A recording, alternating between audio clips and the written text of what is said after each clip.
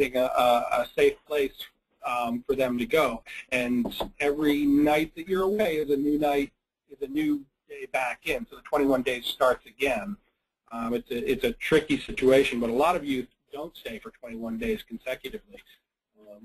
And we find that working that way, the average length of stay in our programs is about 3 months for most youth. It can extend to 6 months, and for those youth who have really struggled their entire lives with trauma, substance abuse in their family, mental health issues in the family, those youth we're working with on and off for years, but they're never in our shelter program for extended periods of time.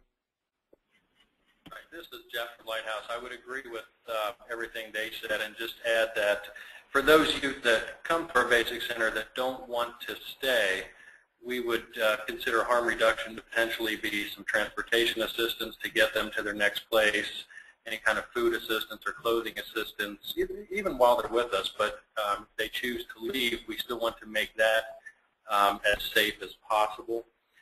We also, I think it's important to mention that we have a no eject, no reject policy in our basic center. So in terms of harm reduction, we don't want to cause a youth that might be acting in a way even to disrupt the safety or the general milieu of the shelter. We don't want to put that person back on the street.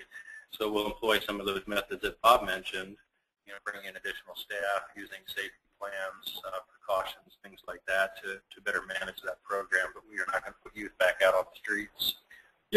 When we talked earlier, how we view harm reduction at Lighthouse, we talked about it as a philosophy, a strategy, and an organizational model. And I think it's really important to point out that